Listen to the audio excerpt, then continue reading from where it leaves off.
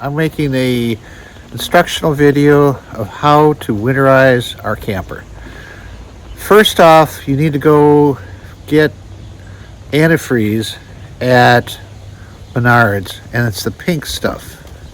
And so it looks like this. So this is the antifreeze that's safe for campers. Do not get the antifreeze that you would use in the radiator. This is safe. If you accidentally drink it, it won't kill you. Because what this does is it prevents the pipes from freezing.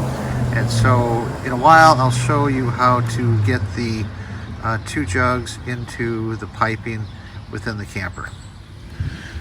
Okay, so now what you need to do is you need to first off drain the supply of fresh water.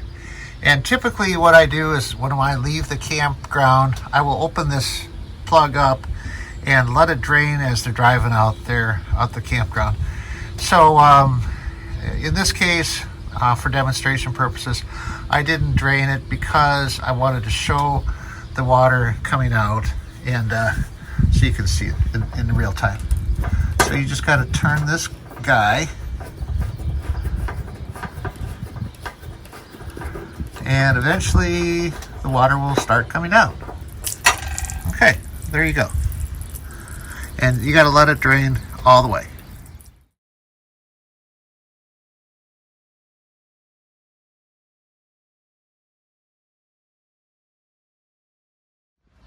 Okay, so what you got to do is you get this big rod that was over on the shelf behind there, tucked away, and then you need to go into the drawer and find the appropriate size.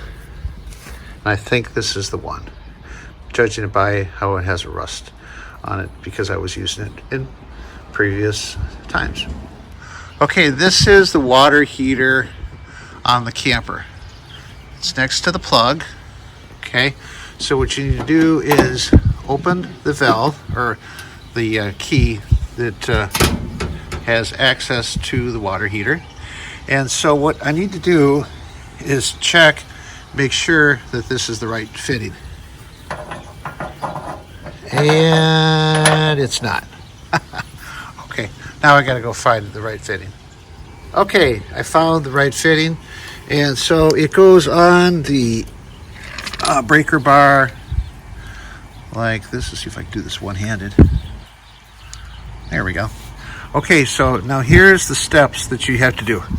Do not open this first without releasing the pressure on the water system. So this is a pressurized water system because the pump pumps the water through the camper. Okay, and so how you do that first is you need to open this valve right here. So I'm going to open this valve. Now this has hot water because it's water heater. So here you need to do open this right here, and this water will start flying out of there.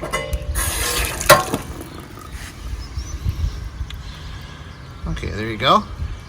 Now you release the pressure, okay? And so now it's okay to open the valve. Otherwise, if you don't do that, then all the water comes out of this thing where the plug is at a really fast rate. So let's see if I can do this with by holding the camera. Yeah. Okay, there we go. So you'll see the water start to come out as I remove the plug.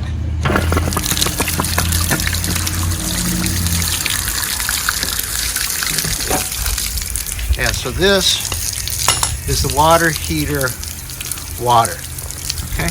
And this is really hot. Okay. Okay, so we'll just let that finish, and we're going to come back to this. Okay, so now I'm in the camper, and here's the electrical box. You push on the door here, it'll open, and I want to direct your attention to this circuit breaker right here. This is the water heater, as it says right here. And so this is electric water heater. And so I need to turn this off in the off position so that that water heater is not heating the water. It's not there anymore. Okay, so now that the water has finished draining from the water heater, this water heater, I'll show you the plug. This is normal. This is catching the calcium in the water, and it screws back in just like that.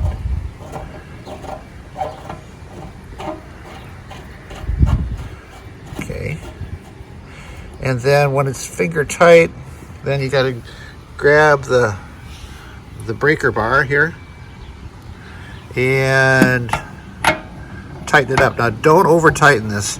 The bar adds extra leverage, so you need to kind of just do it. I don't know how many pounds of torque to do it, but just don't overdo it. Okay, so now that the plug's back in there, don't forget to close the pressure release. Otherwise, when the system pressurizes in the spring, then it won't reach pressure. So close that like that, and close this. Okay, there it's buttoned up, and now let's go on to the inside. Okay, we're in the inside of the camper now, and so I'm going to continue servicing the water heater. Notice I don't say hot water heater. Okay, so just below the sink is where the water heater lives, but we have to access it from behind these screws. Okay, so I just removed the panel right here, put it off to the side, and so this is the water heater guts. Okay, so the valves need to be turned. Okay, so if you look in here, you can see there's a pipe that circles around.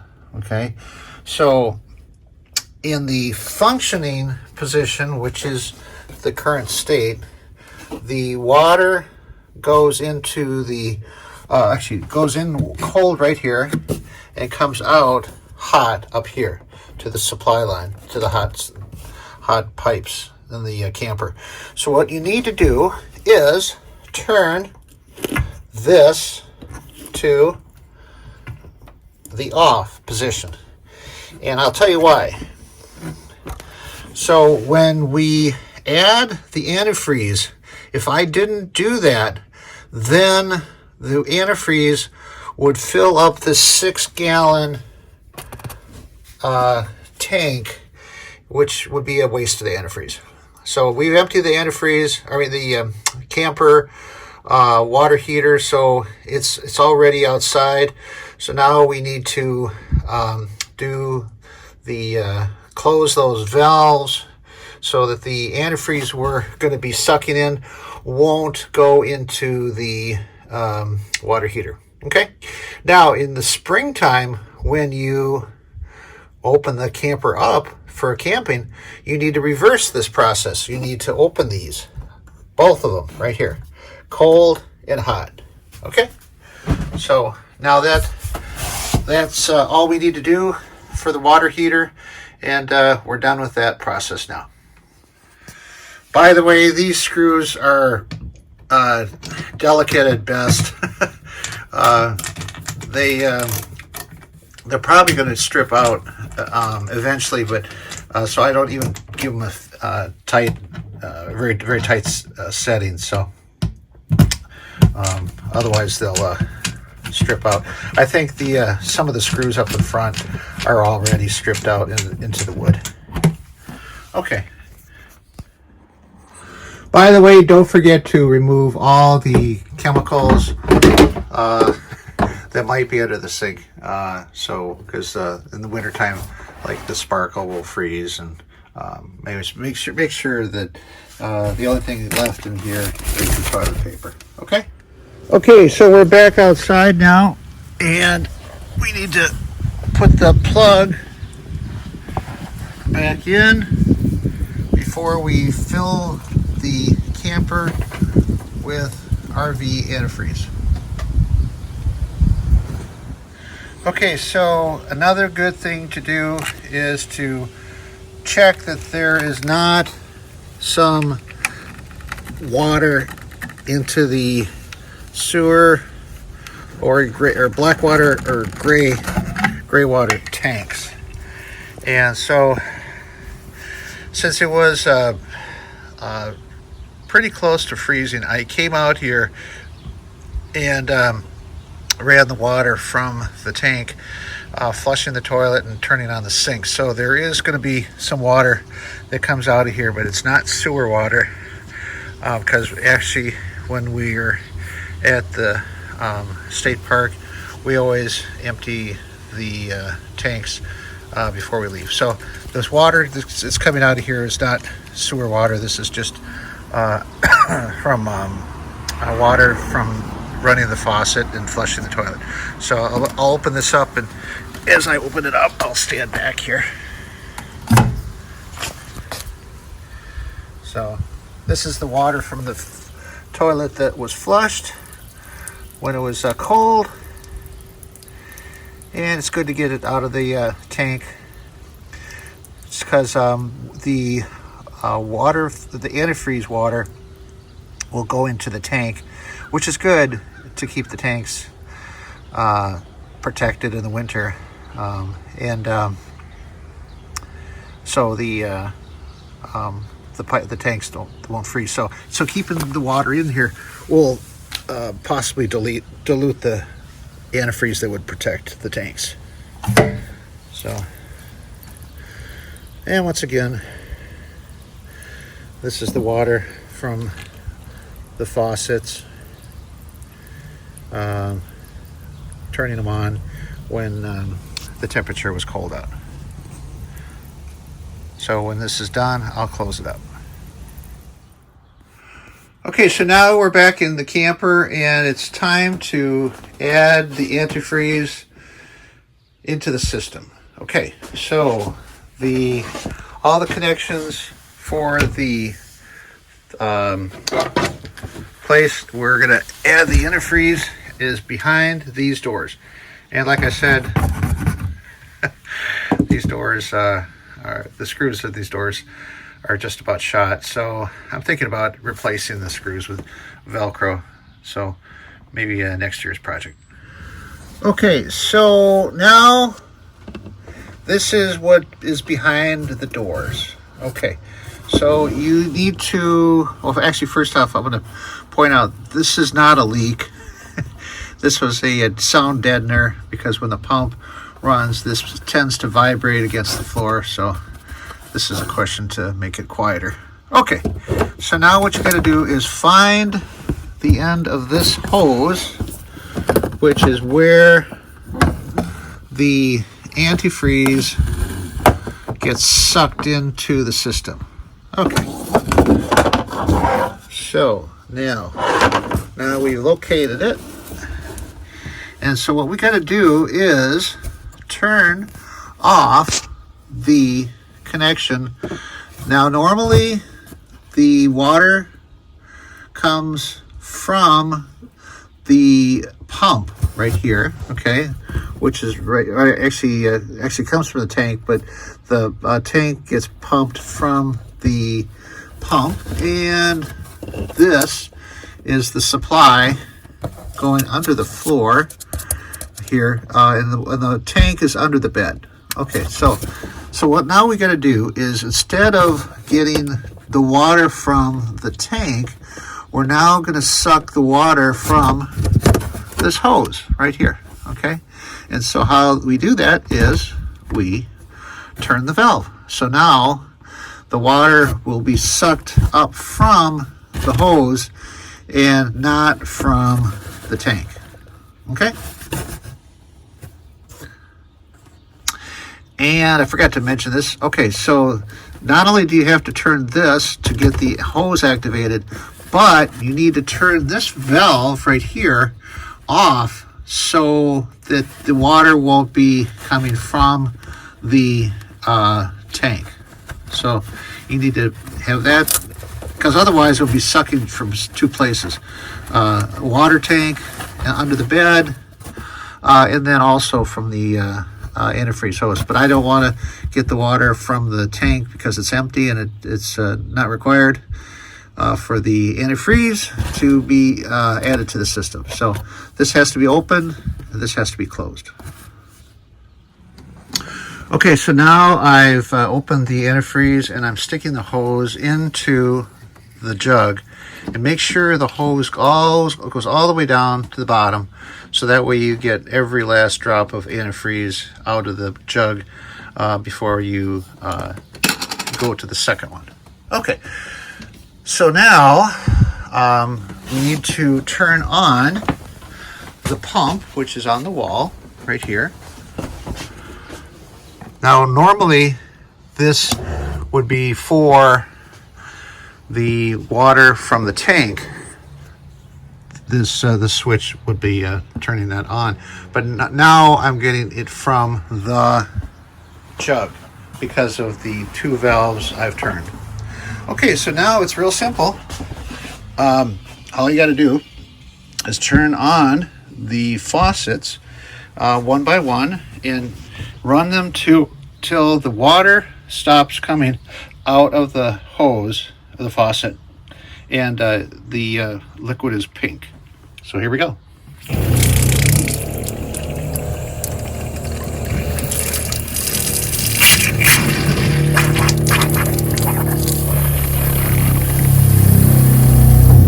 Okay, so there you go.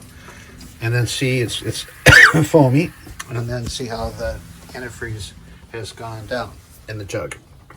Okay, the same thing for the hot water. So here we go.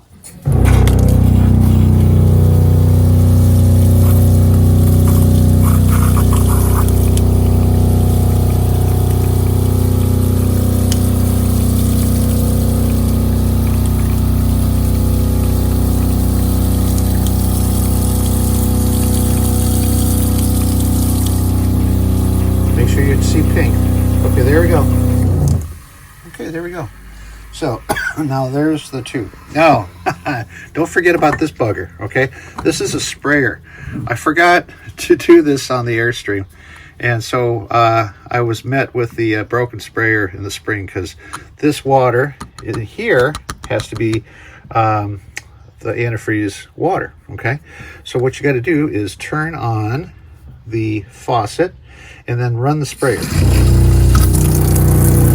then when you see it turn pink, like that, you're done. Okay, and then see the pink in the line. Okay, so now this faucet has been fully run with antifreeze. So look at how the jug has not got a lot of antifreeze left. So that's why I get two jugs. So now let's go to the other faucets that we have. Namely, here's the toilet. We need to make sure the water in the toilet is replaced with antifreeze. So we do that by flushing.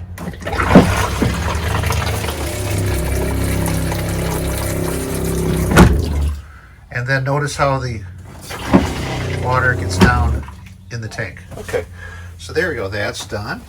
Okay, and then we need to do this sink. Okay, so and I gotta keep an eye on the jug while I'm doing this, because I want to make sure it doesn't get empty, because otherwise there'd be air in the system. Okay, here we go.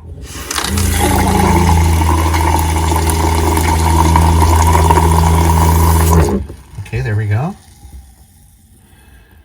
And now the cold.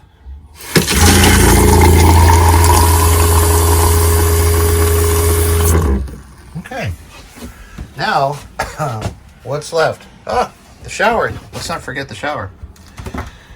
Okay, so this would be probably a good time to change the antifreeze jug. Well, you know, I'll just empty it out with the sink here.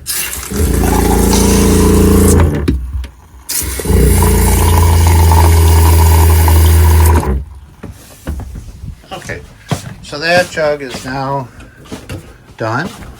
Okay, and for sake of comparison, these 2024 were $2.50 a piece after rebate. So, and now I'm gonna break the seal and move the hose over to another jug, brand new jug. And by the way, it's always good to have paper towels handy, because you don't know when you're going to have a possible spill. Okay, so now let's go back into the bathroom and run the shower. Okay, so what we need to do is grab the faucet like that. What I do is just turn it off right there like that, and then open one at a time, and then go like this. And so when it turns pink,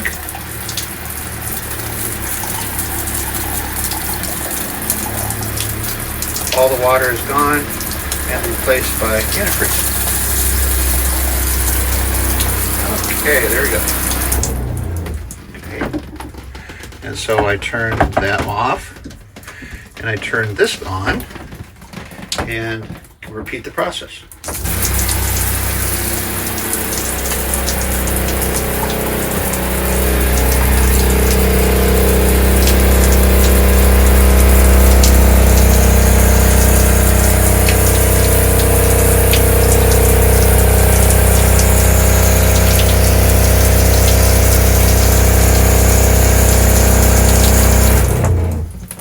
Okay, very good.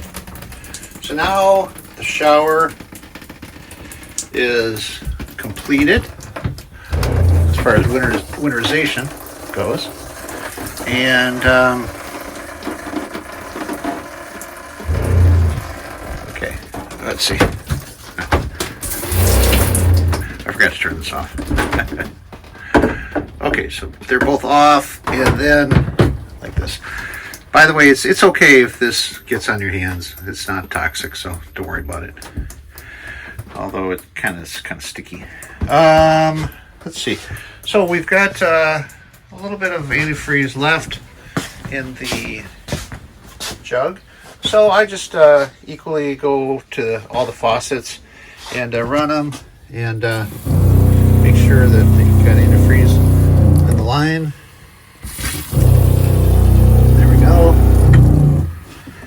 Then I'm going to go back to flush the toilet again. Okay. And then finally the sinks.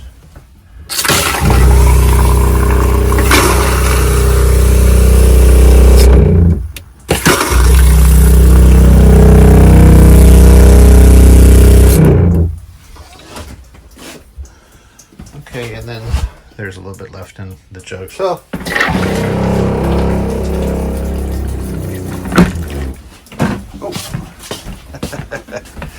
tipped over. Okay.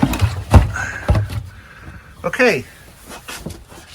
Okay, so now after the pipes have been filled with antifreeze and you don't need the pump turned on anymore, turn it off for the season. And then we're done. Okay, I forgot one thing. If you don't do this, you will be met with mold in the spring. So depending upon how you feel, you can keep the electric, which I run an extension cord from the garage wrapped around the side of the house to keep the camper electrified, and that way I can kind of hang out in it in the wintertime, turn the heat on, and be out here. But now the camper freezer and refrigerator needs to be either turned off or left running. And so how you turn it off is this switch right here, okay? And it's in auto right now, so it's going to be running on propane or electric if it's available. So electric is the preference, propane is the backup. And also it could be the default if it's in the out position. And so I typically keep the refrigerator and freezer running all winter, and so that way I can keep things out here and maybe some beers or something like that. But important, if you turn it off, make sure that you keep the door propped like that so it can get access. Otherwise, the moisture in the freezer will stay in here and really create a lot of mold. So you'll be greeted in the springtime when you open it. First off, you'll see mold, and I've witnessed that firsthand in our Airstream. And so it was really a lot of work to clean up. So you need to keep all the doors open if you turn it off, but if you turn it on or keep it on, you need to, it's okay to close it. And is it okay to run it when it's cold outside? Yeah, it doesn't matter. And let's see, I think that's it. Okay. Thanks for watching.